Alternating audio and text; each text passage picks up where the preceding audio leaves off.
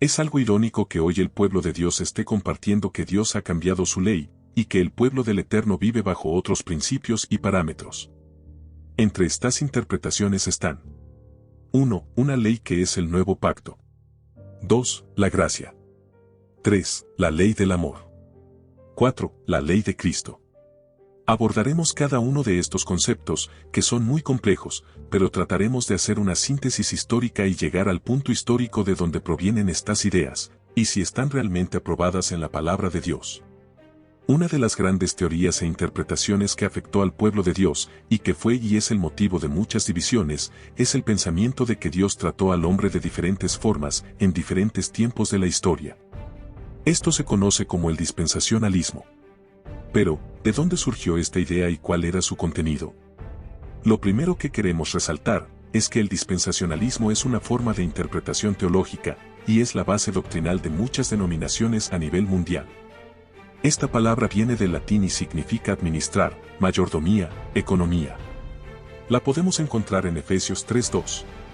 Nueva Biblia Latinoamericana: si en verdad han oído de la dispensación de la gracia de Dios que me fue dada para ustedes. Leámosla también en la versión Reina Valera 1909, si es que habéis oído la dispensación de la gracia de Dios que me ha sido dada para con vosotros. Ahora veamos cómo la traducen los traductores de una manera más comprensible y que nos va aclarando un poco esto. Leamos Reina Valera 1960. Si es que habéis oído de la administración de la gracia de Dios que me fue dada para con vosotros. Lo que enseña el dispensacionalismo es que el tiempo de la historia está dividido en diferentes periodos o dispensaciones, y que en cada periodo la forma de administrar de Dios a la creación ha sido diferente. El padre del dispensacionalismo es el ministro anglicano John Nelson Darby, 1800 a 1882, que nació en Londres y fue bautizado en una iglesia católica. En el siglo XIX se vivió una euforia profética y muchas enseñanzas empezaron a circular, la cual absorbieron muchas denominaciones, y por dichas enseñanzas la iglesia se empezó a dividir.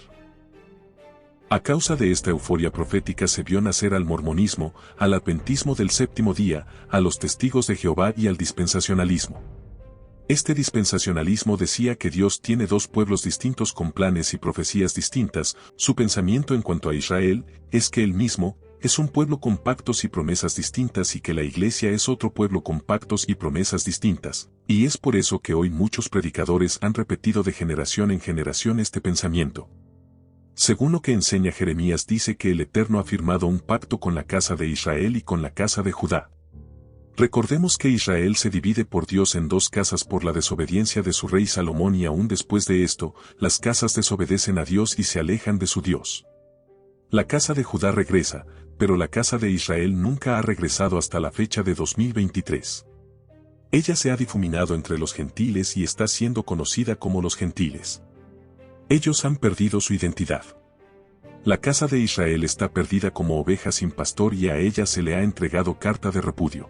Ella vio que por haber fornicado la rebelde Israel, yo la había despedido y dado carta de repudio, pero no tuvo temor la rebelde Judá su hermana, sino que también fue ella y fornicó. Por ende, no podía regresar a menos que quedara libre de la ley del adulterio y se uniera a un nuevo Señor. Y así sucedió. Jesucristo la hizo libre de esta ley del adulterio muriendo, y una vez resucitado, ahora pueden unirse al resucitado Jesucristo el Mesías. Con ella, todo el que escuche este llamado será salvo. Jeremías capítulo 31 verso 31 dice: He aquí que vienen días, dice Jehová, en los cuales haré un nuevo pacto con la casa de Israel y con la casa de Judá. No como el pacto que hice con sus padres el día que tomé su mano para sacarlos de la tierra de Egipto, porque ellos invalidaron mi pacto, aunque fui yo un marido para ellos, dice Jehová. Pero este es el pacto que haré con la casa de Israel después de aquellos días, dice Jehová: daré mi ley en su mente y la escribiré en su corazón, y yo seré a ellos por Dios, y ellos me serán por pueblo. Y no enseñará más ninguno a su prójimo, ni ninguno a su hermano, diciendo: conoce a Jehová, porque todos me conocerán, desde el más pequeño de ellos hasta el más grande, dice Jehová, porque perdonaré la maldad de ellos, y no me acordaré más de su pecado. Si hemos leído cuidadosamente este pasaje, nos daremos cuenta que el Eterno no menciona un tercer pueblo. Por lo tanto, ¿dónde entra la iglesia hoy? ¿Cómo puede la iglesia alcanzar la salvación prometida por el Señor Jesucristo? Leamos lo que dice las Escrituras. Romanos 11, 13-36. Porque a vosotros hablo, gentiles. Por cuanto yo soy apóstol a los gentiles, honro mi ministerio, por si en alguna manera pueda provocar a celos a los de mi sangre y hacer salvos a algunos de ellos. Porque si su exclusión es la reconciliación del mundo, ¿qué será su admisión, sino vida de entre los muertos? Si las primicias son santas, también lo es la masa restante, y si la raíz es santa, también lo son las ramas. Pues si algunas de las ramas fueron desgajadas, y tú, siendo olivo silvestre, has sido injertado en lugar de ellas, y has sido hecho participante de la raíz y de la rica savia del olivo, no te jactes contra las ramas, y si te jactas, sabe que no sustentas tú a la raíz, sino la raíz a ti. Pues las ramas, dirás, fueron desgajadas para que yo fuese injertado. Bien, por su incredulidad fueron desgajadas, pero tú por la fe estás en pie. No te ensoberbezcas, sino teme. Porque si Dios no perdonó a las ramas naturales, a ti tampoco te perdonará. Mira, pues, la bondad y la severidad de Dios, la severidad ciertamente para con los que cayeron, pero la bondad de Dios para contigo, si permaneces en esa bondad, pues de otra manera tú también serás cortado. Y aun ellos, si no permanecieren en incredulidad, serán injertados, pues poderoso es Dios para volverlos a injertar. Porque si tú fuiste cortado del que por naturaleza es olivo silvestre, y contra naturaleza fuiste injertado en el buen olivo, cuanto más estos, que son las ramas naturales, serán injertados en su propio olivo. Porque no quiero, hermanos, que ignoréis este misterio, para que no seáis arrogantes en cuanto a vosotros mismos, que el endurecimiento ha venido en parte a Israel, hasta que haya entrado la plenitud de los gentiles, y luego todo Israel será salvo, como está escrito, vendrá de Sión el libertador, que apartará de Jacob la impiedad. Y este será mi pacto con ellos, cuando yo quite sus pecados. Así que en cuanto al Evangelio, son enemigos por causa de vosotros, pero en cuanto a la elección, son amados por causa de los padres. Porque irrevocables son los dones y el llamamiento de Dios. Porque como vosotros en otro tiempo erais desobedientes a Dios, pero ahora habéis alcanzado misericordia por la desobediencia de ellos, así también estos ahora han sido desobedientes, para que por la misericordia concedida a vosotros, ellos también alcancen misericordia. Porque Dios sujetó a todos en desobediencia, para tener misericordia de todos. Oh profundidad de las riquezas de la sabiduría y de la ciencia de Dios. Cuán incomprensibles son sus juicios, e inescrutables sus caminos. Porque ¿quién entendió la mente del Señor? ¿O quién fue su consejero? ¿O quién le dio a él primero, para que le sea recompensado? Porque de él, y por él, y para él, son todas las cosas. A él sea la gloria por los siglos. Amén. Esto es muy profundo e interesante. Aquí no hay un nuevo pueblo, sino uno que se anexa al que siempre ha sido el olivo de Dios, Israel, el pueblo de Dios, un pueblo espiritual. No nos estamos refiriendo a la Israel física, sino a una Israel espiritual. Los judíos que habitan en el espacio físico llamado Israel no son el Israel que Dios menciona en las Escrituras, un Israel espiritual. No estamos separados de Israel como dice Nausen Darwin, esto es totalmente falso. Somos un solo pueblo. Leamos también, Efesios 2, 13-15. Pero ahora en Cristo Jesús, vosotros que en otro tiempo estabais lejos, habéis sido hechos cercanos por la sangre de Cristo. Porque Él es nuestra paz, que de ambos pueblos hizo uno, derribando la pared intermedia de separación, aboliendo en su carne las enemistades, la ley de los mandamientos expresados en ordenanzas, para crear en sí mismo de los dos un solo y nuevo hombre, haciendo la paz. Este pastor anglicano divide la historia bíblica en tiempos y deja abierta a la especulación del hombre la forma de ver las Escrituras. Esto ha afectado hasta el día de hoy a todas las congregaciones del mundo. Se pusieron en duda principios que la Iglesia del primer siglo conocía y aplicaba claramente y que hoy la Iglesia no aplica y desacredita. Las divisiones en el dispensacionalismo son las siguientes. 1. La inocencia. 2. La conciencia. 3. El gobierno humano. 4. La promesa. 5. La ley. 6. La gracia. 7. Los juicios. Cada dispensación tiene un principio y un final, y una de las que más afectó al pueblo de Dios fue la dispensación de la ley.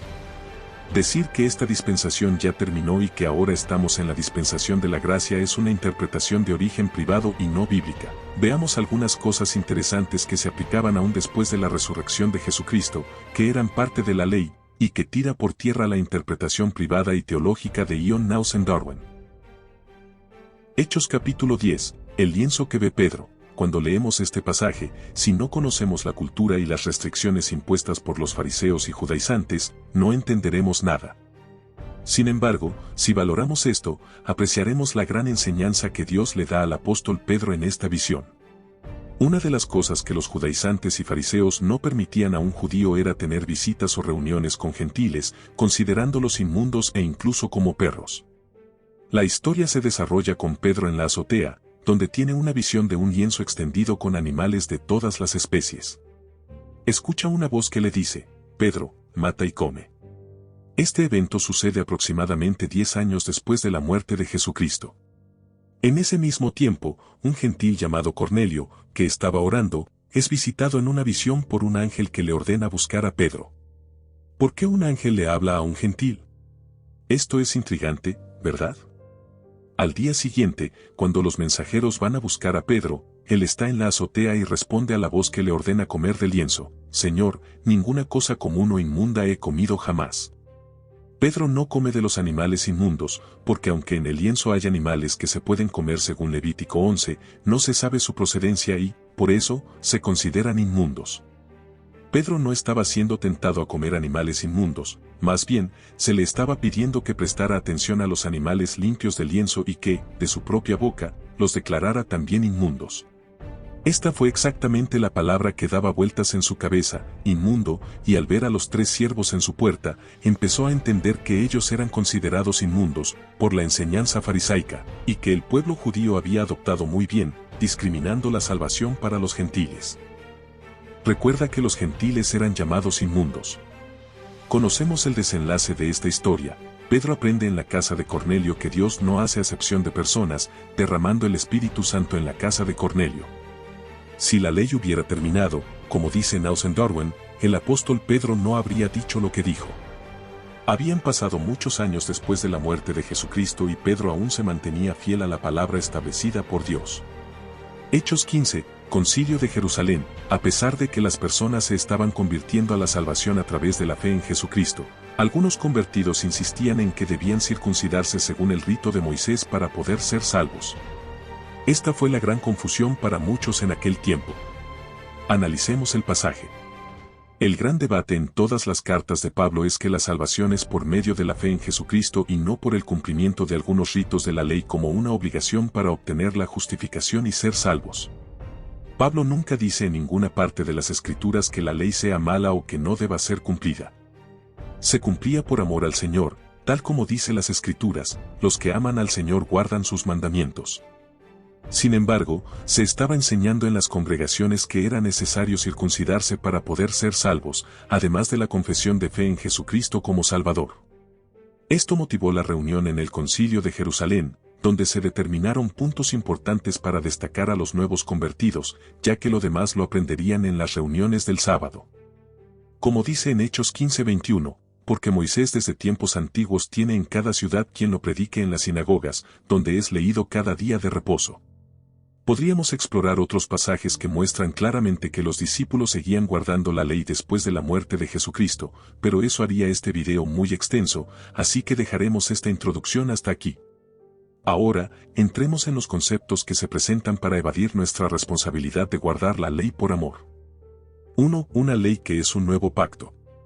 Ya hablamos de Jeremías capítulo 31 verso 31, y leímos a quien se hace ese nuevo pacto, y cómo los gentiles se anexan al gran olivo, mediante la fe en Jesucristo. Pero queremos leer otro pasaje que se saca de contexto y se aplica a un nuevo pacto basado en mejores promesas. Leamos Hebreos capítulo 7 y 8, que tiene un subtítulo agregado por los traductores: el mediador de un nuevo pacto. Antes de comentar, es importante entender que el centro principal del libro de Hebreos es el sacerdocio y el cambio a una nueva orden sacerdotal, específicamente el cambio del sacerdocio levítico al sacerdocio de orden de Melquisedec, que reposa en Jesucristo. Por lo tanto, no se está hablando de un cambio en la ley de Dios, sino del cambio en la ley del sacerdocio. No existe una ley de un nuevo pacto que reemplace la única ley del Eterno, esta ley sigue siendo la misma desde el principio. 2. La dispensación de la gracia. Esta interpretación surge después de que se supone que termina la dispensación de la ley, según John Gnausen Darwin. Se argumenta que basta con confesar a Jesús como Salvador y que se le resta importancia a la ley. ¿Qué dicen las Escrituras al respecto? Leamos un pasaje que parece respaldar este pensamiento. Romanos 6:15, que, pues, ¿pecaremos porque no estamos bajo la ley, sino bajo la gracia? En ninguna manera. Para entender este pasaje, debemos leerlo en su contexto, es decir, todo el capítulo 6, 7 y 8. En el capítulo 7 de Romanos, Pablo hace una analogía con el matrimonio y menciona que si una mujer se separa de su marido y se casa con otro estando él vivo, sería adúltera, condenada por la parte de la ley que habla sobre el adulterio. Pero si el marido muere, ella queda libre de esa ley. ¿De cuál ley se está hablando? Romanos 7:3 dice, así que, si en vida del marido se uniere a otro varón, será llamada adúltera, pero si su marido muriere, es libre de esa ley, de tal manera que si se uniere a otro marido, no será adúltera. Dentro de la ley de Dios existe un precepto que aborda el tema del adulterio en los matrimonios. Pablo se refiere a esta parte de la ley que se infringe y, en consecuencia, la persona que lo hace se vuelve adúltera o queda libre de esa parte de la ley que le permitiría casarse nuevamente si su esposo fallece. Si entendemos este principio, podemos comprender lo que Pablo intenta enseñar en estos capítulos. Él quiere que entendamos que, al estar muertos a la ley del pecado, no debemos pecar para que la gracia abunde, Romanos 6:1. Nos enseña que, al igual que la ley del Señor tiene una estructura que revela el pecado al enumerarlo, al guardarnos de no fallar demostramos que hemos sido muertos a la estructura de la ley que condena al pecado, que es la muerte. Sin embargo, al seguir en el cuerpo, debemos tener cuidado y no olvidar que, en muchas ocasiones, si sentimos deseos de hacer lo contrario a lo que Dios ha establecido en su palabra, experimentaremos lo que Pablo llama una especie de ley perversa presente en varios miembros de nuestro cuerpo. Termina diciendo que Dios lo liberará de este cuerpo ligado a la muerte por el triunfo de Jesucristo, su Señor. Este pasaje es interpretado por los dispensacionalistas como una indicación de que ya no estamos bajo el gobierno de la ley de Dios o de Moisés dada en el monte Sinaí, sino bajo una especie de dispensación llamada gracia. Si permitimos que nuestra vieja naturaleza se alimente con la práctica del pecado, estaremos muertos. La Escritura dice que los que practican el pecado no son de Dios, 1 de Juan capítulo 3 verso 8 al 10. Al igual que en la analogía del matrimonio en Romanos capítulo 7, donde una mujer sería considerada adúltera si se casase nuevamente teniendo a su primer marido aún vivo, se está haciendo referencia a estar bajo una ley que la condena por adulterio. Ese es el contexto, el adulterio. Del mismo modo, el pasaje de Romanos 6:15 afirma que ya no estamos bajo la ley. Sin embargo, se refiere a la discusión del pecado en ese contexto. Es decir, ¿deberíamos pecar porque ya no estamos sujetos a esta ley del pecado que nos condena a muerte, para que así prevalezca la gracia? De ningún modo. El apóstol Pablo nos instruye que, aunque no estemos bajo la ley del pecado y su condenación, no deberíamos pecar solo para que la gracia se manifieste en abundancia. Esta ley del pecado no se refiere a la ley de Dios que es buena y santa en su totalidad, sino a la parte de la ley que nos condena a la muerte. 3. La ley del amor. Esta interpretación se basa en el pasaje de Romanos 13:10, que dice, el amor no hace mal al prójimo, así que el cumplimiento de la ley es el amor. Si profundizamos más en qué es el amor, llegamos a la conclusión de que la única forma de cumplirlo es observando los mandamientos de Dios. Los mandamientos de Dios, en un 80%, se centran en no hacer daño a las personas cercanas a nosotros. También incluyen cuidar la naturaleza, amar a los animales y cuidar nuestro cuerpo. Estas cosas están establecidas en su palabra. Por eso, no podemos dejar a la consideración de ningún hombre la definición de cómo se ama o qué es el amor, ya que no sería capaz de definirlo por sí solo. Intentar definir el amor es intentar definir a Dios, por lo que nos basta con lo que Él dice del amor en su palabra. La máxima expresión de amor en el hombre es amar a Dios por encima de todas las cosas. Dios mismo define quienes lo aman. 1 de Juan capítulo 5 verso 3. Pues este es el amor a Dios, que guardemos sus mandamientos, y sus mandamientos no son gravosos. ¿Y dónde están establecidos sus mandamientos? En su palabra. 4. La ley de Cristo. Este término proviene probablemente de Gálatas 6:2, sobrellevad los unos las cargas de los otros, y cumplid así la ley de Cristo. ¿Acaso uno de los objetivos de Cristo era imponer una nueva ley? Este concepto también se menciona en 1 Corintios 9:21, a los que están sin la ley, me hice como si yo estuviera sin la ley, no estando yo sin la ley de Dios, sino en la ley de Cristo, a fin de ganar a los que no están bajo la ley. Nos llama la atención que esta frase esté entrelazada entre personas que no están sujetas a la ley de Dios. Estas personas serían ganadas por Pablo.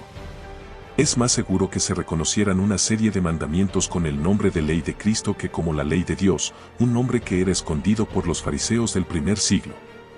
A Pablo le podría resultar más fácil identificar esta ley o mandamientos como la ley de Cristo, ya que era un testimonio conocido en Israel, para ganar a aquellos que no estaban bajo esta ley. En conclusión, existe una sola ley y esta sigue vigente.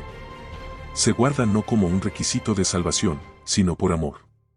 Esta ley habla de nuestro Mesías y fue nuestro tutor para guiarnos hasta Cristo. Ahora, junto a Cristo, podemos seguir agradando al Padre cumpliendo sus mandamientos y estatutos establecidos en la palabra.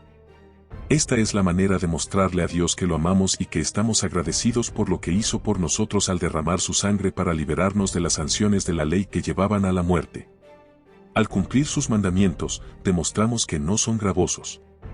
Todos estos subtítulos que insinúan que la ley ha perdido vigencia y que estamos bajo otra ley son simplemente una mala interpretación teológica influenciada por el principio del pastor anglicano John Nelson Darwin. Deseamos enfatizar que Jesucristo resucitará a un pueblo único, denominado Israel.